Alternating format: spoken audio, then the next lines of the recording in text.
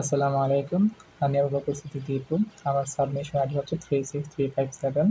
আমার পড়ানোর সাবজেক্ট হচ্ছে একাদশ দ্বাদশ শ্রেণীর উদ্ভিদ বিজ্ঞান বইয়ের দ্বিতীয় অধ্যায় কোষ বিভাজন।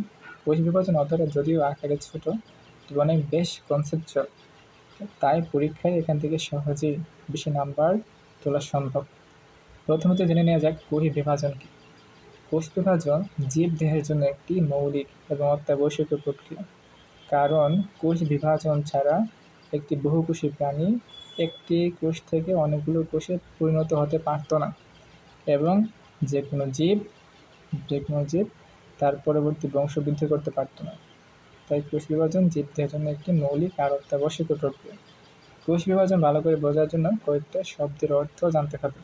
প্রথমত আসে যে মাতৃকোষ, যে কোষে বিভাজন ঘটবে তাকে বলো মাতৃকোষ। অপত্য কোষ কি? কোষ বিভাজনের ফলে যে কোষগুলোকে পাবো সেগুলো হচ্ছে অপত্য কোষ। পরবর্তীতে আসে যে ক্রোমোজোম সেট কি? প্রতিটি জীবদেহে একটি নির্দিষ্ট সংখ্যক অনন্য ক্রোমোজোম থাকে। সেই ক্রোমোজোমগুলো একটি অপরটি থেকে আলাদা হয়ে থাকে, তাই তারা অনন্য। সেই ক্রোমোজোমগুলোকে নিয়ে যে সেটটা গঠন করা হয় সেটা হচ্ছে ক্রোমোজোম সেট। মানুষের ক্ষেত্রে অনন্য ক্রোমোজোমের সংখ্যা হচ্ছে 23টা, ফলে মাছের ক্ষেত্রে 4টা। তারপর আসা যায় হ্যাপ্লয়েড কোষ। যে কোষে এক সেট ক্রোমোজোম থাকে তাকে বলা হচ্ছে হ্যাপ্লয়েড কোষ। উদাহরণ কি? মানুষের জনন কোষ, শুক্রাণু এবং ডিম্বাণু। এগুলোতে মাত্র 23টি ক্রোমোজোম থাকে। ডিপ্লয়েড কোষ, যে কোষে 2 সেট ক্রোমোজোম থাকবে তাকে বলা হয় ডিপ্লয়েড কোষ। যেমন মানুষের দেহের কোষ, সেখানে 46টি ক্রোমোজোম থাকবে। এই যে এত কথা কোষ বিভাজনে, কে সর্বপ্রথম এই কোষ বিভাজন দেখেন? তিনি হচ্ছেন বিজ্ঞানী ওয়াল্টার ফ্লেমিং।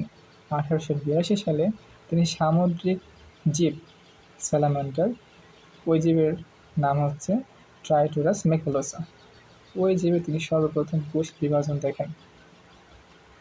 কোষ বিভাজনের প্রকারভেদ আছে 3 প্রকার। কোষ বিভাজন 3 প্রকার। এক, অ্যামাইটোসিস বা প্রত্যক্ষ কোষ বিভাজন। তারপর রয়েছে মাইটোসিস বা সমীকরণিক কোষ বিভাজন। তারপর রয়েছে মায়োসিস বা রাসমূলক বিভাজন। আমি ক্লাসে অ্যামাইটোসিস নিয়ে বিস্তারিত বলব। প্রথমে আসা যাক অ্যামাইটোসিস শব্দটি নিয়ে। অ্যামাইটোসিস শব্দটির সামনে একটি প্রেফিক্স হিসাবে এ আছে। এই একটা নেগেটিভ অর্থ প্রকাশ করে, অর্থাৎ অ্যামাইটোসিস অর্থ হচ্ছে উইদাউট মাইটোসিস, মাইটোসিস ছাড়া। বাংলা নামকরণ করা হয়েছে প্রত্যক্ষ কোষ বিভাজন। বায়োলজি ক্ষেত্রে এই নেমিংটা খুবই গুরুত্বপূর্ণ। এই নাম থেকে অনেক কিছু ইনফরমেশন জানা যায়, বিষয়টা আত্মস্থ করা সহজ হয়।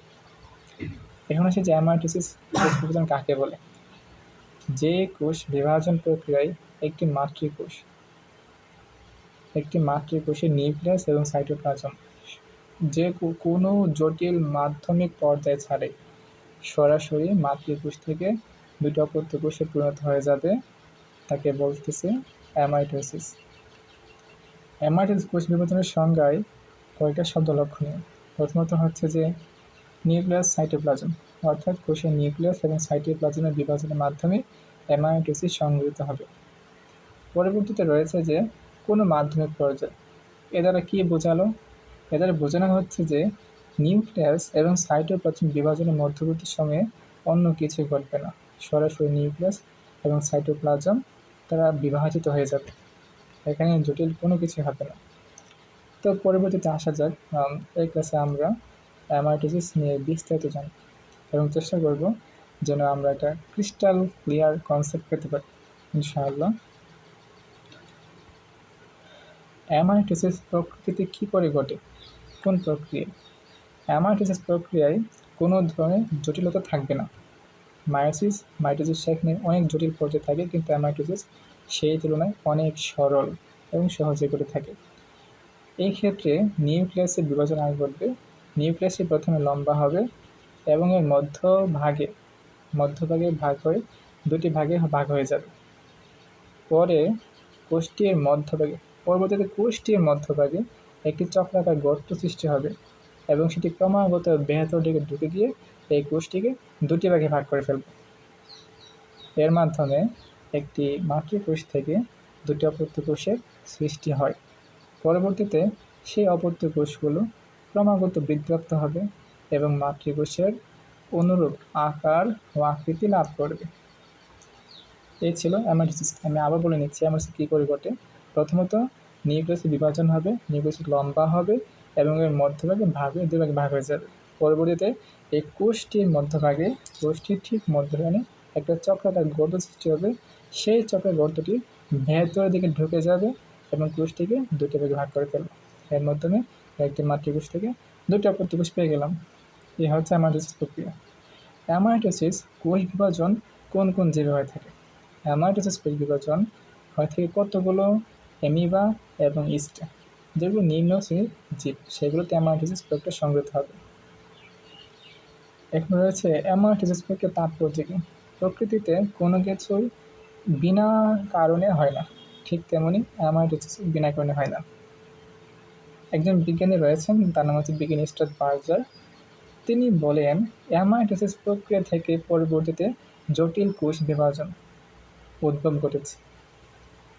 আরেকটা তাৎপর্য হচ্ছে যে কোনো এক কোষী, মানে যেসব জীবের মাত্র একটাই কোষ থাকে সারা জীবন, কোনো এক কোষী জীবের সংখ্যা বৃদ্ধির ক্ষেত্রে প্রক্রিয়াটি অত্যন্ত ফলপ্রসূ এবং একমাত্র প্রক্রিয়া। ওর জন্য আর কোনো পথ নাই অ্যামাইটোসিস ছাড়া।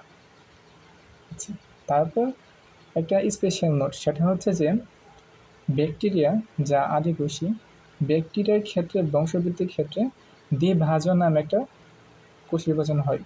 যদি সেটি খণ্ডনের পর্যায়ে পড়ে যায়, ওই দ্বিভাজন পদ্ধতি আর অ্যামাইটোসিস পদ্ধতি সাদৃশ্য আছে, কিন্তু মৌলিক কিছু পার্থক্য আছে। পার্থক্য আমি বলতেছি, প্রথমত হচ্ছে যে অ্যামাইটোসিস শুধুমাত্র হবে প্রকৃত কোষে, অর্থাৎ যে কোষে নিউক্লিয়াসে সুসংগঠিত থাকবে। অপরদিকে দ্বিবিভাজন হবে আদি কোষে, যেখানে নিউক্লিয়াস সংগঠিত না।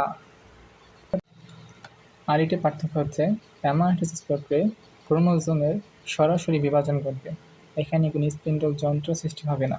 অপরদিকে দ্বিভাজন পদ্ধতিতে ক্রোমোজোমের প্রতিলিপি হবে, অর্থাৎ ডিএনএ কপি হবে এবং সেখানে স্পিন্ডল যন্ত্র গঠিত হবে।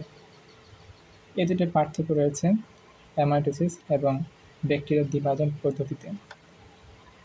তো এই ক্লাসে আমাদের অ্যামাইটোসিস কোষ বিভাজন পদ্ধতি শেষ হলো।